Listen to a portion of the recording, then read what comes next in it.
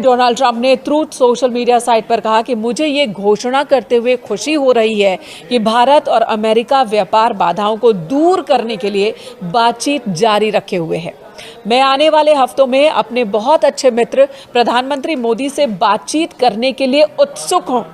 मुझे पूरा विश्वास है कि हमारे दोनों महान देशों के लिए एक सफल निष्कर्ष पर पहुंचने में कोई कठिनाई नहीं होगी।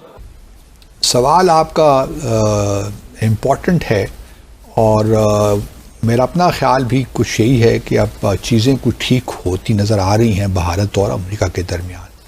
अभी जुमेरात को जो सेनेट में हेयरिंग हुई है वो हेयरिंग थी बुनियादी तौर पे जो सर्जियो ग्रो हैं, जो प्रेसिडेंट साहब के इस वक्त असिस्टेंट हैं, उनको नॉमिनेट किया है ना अपने भारत में सफ़ीर के तौर पे। हमने पहले भी इस पर डिस्कशन की थी।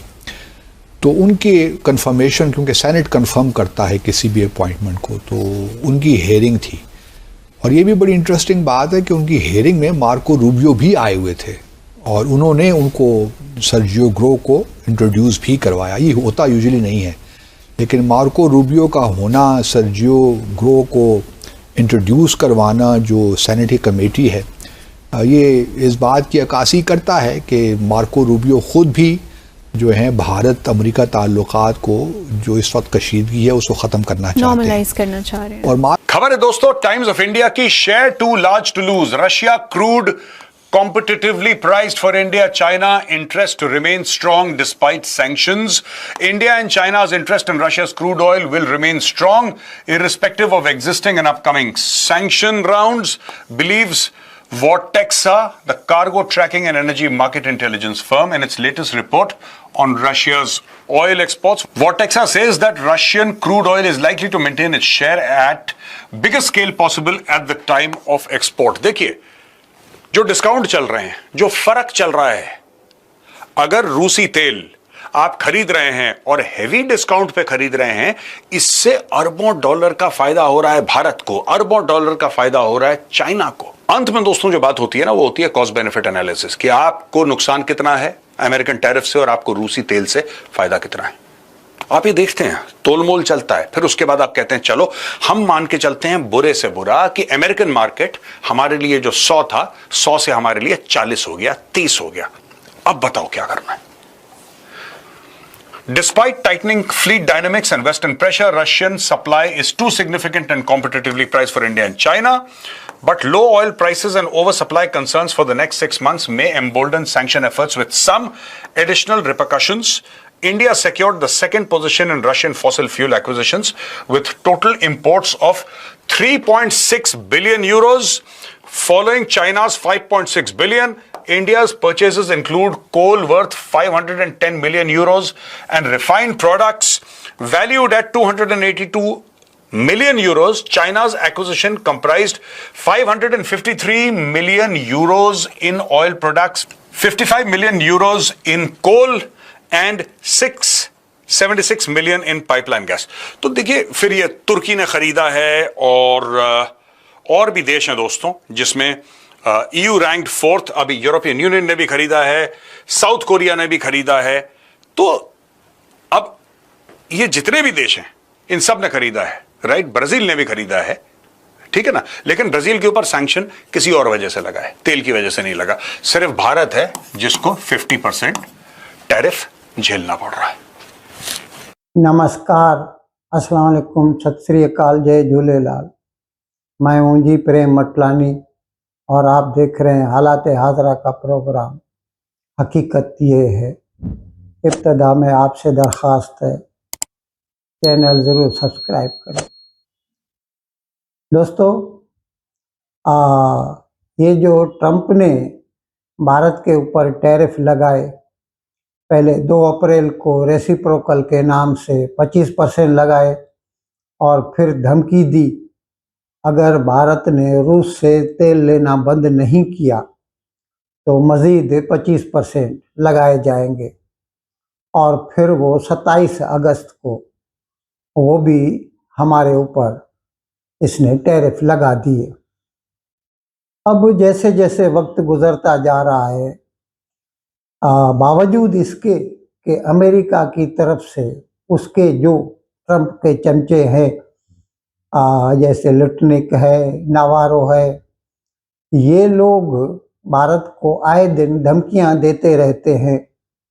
लेकिन अब ऐसा लग रहा है कि ट्रंप को इस बात का एहसास होता जा रहा है कि उसकी ये जो दबाव की पॉलिसी है भारत के ऊपर, यानी जैसे पहले उसने कहा था कि हर चीज़ पर ज़ीरो टैरिफ होना चाहिए, जिसका कि भारत ने जवाब दे दिया कि एग्रीकल्चर, डायरी प्रोडक्ट्स, फिशिंग पे हम किसी भी किस्म की कंप्रोमाइज़ नहीं कर सकते। और फिर ये बात यहाँ पे आके अटक गई कि भारत रूस से तेल खरीद रहा है, और इसके जवाब में भी भारत ने तो सीधा सीधा बोल दिया अमेरिका को कि आप जब कहते हैं कि भारत रूस से तेल खरीदता है तो वो रूस की जंग को फंड कर रहा है, तो क्या जब खुद यूरोपियन यूनियन भारत से ज़्यादा रूस से तेल और गैस खरीदती है तो क्या वो जंग को फंड नहीं कर रही? और क्या जब खुद अमेरिका 6-7 बिलियन डॉलर का फर्टिलाइज़र लेता है, यूरेनियम लेता है, दूसरे मिनरल्स, मेटल्स लेता है रूस से, तो क्या वो फंड नहीं करता यूक्रेन की जंग को?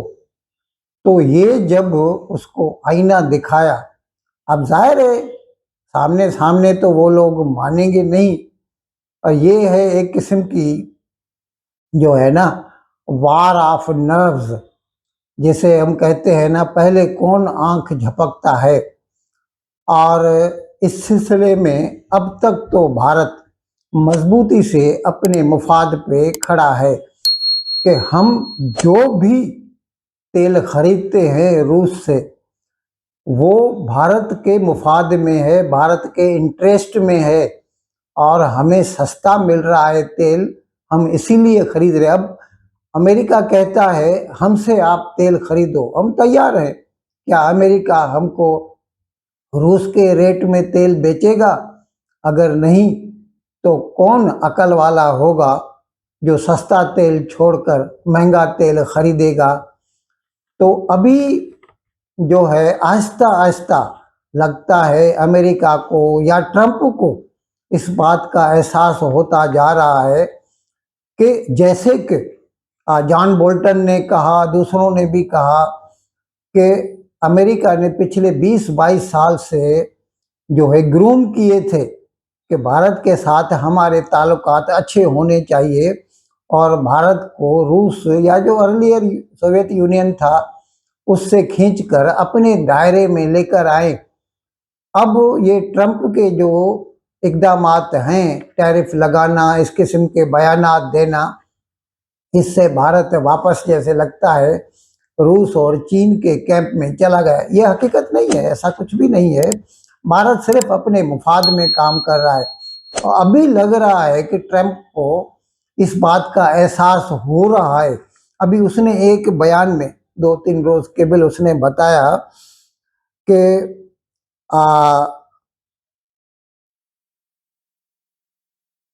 उसने कहा है जुमे के रोज कि उसकी टैरिफ पॉलिसी से भारत और यूएस के रिलेशंस खराब हो गए हैं।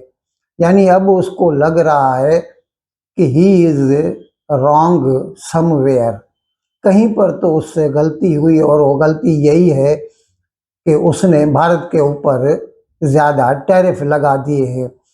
और इसमें जो मज़े की बात है वो ये है कि हमारे दुश्मन तक हमारी इस बात की सराहना कर रहे हैं, तारीफ कर रहे हैं। चीन ने तारीफ की, पाकिस्तान के यूट्यूबर्स, पाकिस्तान के चैनल वाले, सब लोग इस बात की तारीफ कर रहे हैं। और भारत तो है ही, भारत तो हमने तो जो है तेल लेना बंद नहीं किया, हमने तो उल्टा ये देखना शुरू किया है अभी कि अमेरिका के टैरिफ लगाने से हमारा कितना नुकसान होता है, और जब हम रूस से तेल खरीदते हैं तो उसमें हमारा कितना फ़ायदा होता है। और अगर हमारा फ़ायदा ज़्यादा होता है तो लेट इट कैरी ऑन, फिर क्यों हम बंद करें रूस से तेल खरीदना। क्योंकि नेट में तो हमारा फ़ायदा ही हो रहा है। और जैसा मैंने अर्ज़ किया कि एक तो हमने 20% मज़ीद तेल ख़रीदा है, अभी ज़्यादा तेल ले रहे हैं हम। अगस्त में हमने 20% ज़्यादा तेल लिया है रूस से। और जैसा मैंने कहा कि पाकिस्तान वाले भी इस बात की तारीफ़ कर रहे हैं कि हाँ, मोदी जिगरा वाला है, जिसने ट्रंप के सामने खड़े होकर कह दिया है कि जाओ, हम तुम्हारी बात नहीं मानेंगे। इससे पहले ओवल ऑफिस में मीडिया से बात करते हुए भी ट्रंप ने ये कहा था कि मैं हमेशा मोदी का दोस्त रहूंगा, वो एक महान प्रधानमंत्री है, लेकिन मुझे इस समय उनके द्वारा किए जा रहे काम पसंद नहीं आ रहे हैं, लेकिन भारत और अमेरिका के बीच एक खास रिश्ता है जो कि बना रहेगा। चिंता की कोई बात नहीं है, हमारे बीच ऐसे पल आ जाते हैं। ट्रंप के इस बयान की पीएम नरेंद्र मोदी ने सराहना भी की थी। जी हां, ट्रंप ये संदेश देने की कोशिश कर रहे हैं कि भारत को लेकर वो नरम पड़ रहे हैं। उन्होंने सोशल मीडिया प्लेटफॉर्म एक्स पर लिखा था, प्रधानमंत्री मोदी ने, कि राष्ट्रपति ट्रंप की भावनाओं और हमारे संबंधों के सकारात्मक मूल्यांकन की हम तहे दिल से सराहना करते हैं, हम उनका पूर्ण समर्थन करते हैं। ट्रंप के पोस्ट का पीएम मोदी ने सकारात्मक जवाब दिया। मार्को रूबियो ने बड़े वाज़ेह अंदाज से कहा, उसमें कोई शक नहीं छोड़ा कि भारत के साथ जो उनके ताल्लुकात हैं वो इस सदी के अमेरिका के लिए सबसे अहम ताल्लुकात हैं। तो इससे आप अंदाज़ा लगा सकती हैं कि इवन ये एडमिनिस्ट्रेशन भी, गो के प्रेसिडेंट ट्रंप और प्राइम मिनिस्टर मोदी के दरमियान कुछ हमें एक पर्सनल कशीदगी भी नज़र आई, बिल्कुल, लेकिन इसके बावजूद जिस तरह हम पहले भी कहते रहे कि कुछ पता नहीं चलता, प्रेसिडेंट ट्रंप अनप्रिडिक्टेबल है। तो इससे पहले कि वो जो है हम मजीद आगे बात करें, अपने नाज़रीन को सुना भी देते हैं कि मार्को रूबियो ने क्या कहा। Here to introduce a fellow Floridian and someone who I've known for a very long time, Sergio Gore, who is the nominee to India, which is, I would say, one of the top. तो ये देखिए बड़े वाज़ेह तौर पे उन्होंने कह दिया। अच्छा, दूसरी एक और बड़ी अहम बात है जो शायद पाकिस्तान में उसको नोट नहीं किया गया। आपको याद होगा कि जब सर्जियो को नॉमिनेट किया गया था इस पोजीशन के लिए, तो जहां वो भारत में अमेरिका के सफ़ीर की हैसियत से नॉमिनेशन थी, वहां उनको स्पेशल एनवॉय भी लगाया गया था। हाँ जी। आपको याद है ना? जी जी। Special envoy for South Asia and Central Asia. जी। इसमें भारत में काफ़ी तहफ़्फ़ुज़ात थे, भारत में काफ़ी लोगों ने इस पर बहस भी की कि ये तो ठीक नहीं है और ये कोई प्रेसिडेंट ट्रंप का कोई ख़ास एक एजेंडा है कि वो पाकिस्तान भारत के दरमियान जो ताल्लुकात हैं उनको उसमें मीडिएट करना चाहते हैं। जब आप समझ रहे हैं दोस्तों, ये पूरी लिस्ट है, मैंने आपको पूरा बता दिया। और दोस्तों, जो फॉरेन इंटेलिजेंस फर्म्स हैं जो ऑयल और उसकी मार्केटिंग इसको ट्रैक करते हैं ग्लोबली, वो कह रहे हैं कि यार इतना जूसी है ये जो रशिया ने डील दिया है भारत को और चीन को, ये इतनी मजेदार है कि कोई इसको छोड़ने को राजी नहीं होगा, at least in the near term.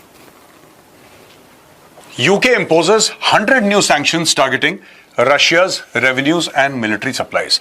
UK ने एक अलग काम करा है और मुझे लगता है कि ज्यादा लॉजिकली जो UK कर रहा है, आई में अग्री और डिसअग्री, बट ये लॉजिकल है। ठीक है, अमेरिका क्या डरपोक है, अमेरिका को लग रहा है डर। दोस्तों, इस पूरे मैटर को ना, इस पूरे मुद्दे को देखने के इसके दो पहलू हैं। पहला पहलू यह है कि लड़ाई किसने शुरू करी, अग्रेशन किसने करा, रशिया ने। दूसरा है कि रूस से तेल कौन खरीद रहा है, भारत, चाइना, एटसेट्रा एटसेट्रा, तुर्की वगैरह। ठीक है, तो ये कह रहे हैं कि जो तेल खरीद रहे हैं उस पर प्रेशर डालो कि तेल ना खरीदें। अरे तुम कल तेल नहीं खरीदोगे फिर लड़ेगा वो, फिर लड़ेगा। अच्छा, डोनाल्ड ट्रंप कह रहा है कि तुम तेल ना खरीदो तो रूस के पास पैसे नहीं जाएंगे, रूस लड़ेगा नहीं। ये कोई परमानेंट सोल्यूशन नहीं है। चलो, भारत ने बोल दिया जीरो, चाइना ने बोल दिया जीरो, क्या होगा? 6 महीने के बाद रशिया बोलेगा ओके डन, बोलेगा डन, फिर सब कुछ नॉर्मल हो जाएगा। फिर आप तेल खरीदेंगे रशिया से क्योंकि नॉर्मल हो चुकी है चीजें, सैंक्शन हट चुके हैं, फिर रशिया अटैक करेगा। इन अल्फाज के साथ आज का प्रोग्राम खत्म करने की आपसे इजाजत चाहता हूं, लेकिन विदाई लेने से पहले एक मरतबा फिर आपसे मेरी दरख्वास्त है कि जिस किसी साहब या साहबा ने अब तक हमारे इस चैनल को सब्सक्राइब नहीं किया, अज़र करम इसको जल्द से जल्द सब्सक्राइब करें, प्रोग्राम को लाइक करें, शेयर करें और घंटी का बटन दबाना न भूलें। बहुत बहुत शुक्रिया। खुदा हाफिज़।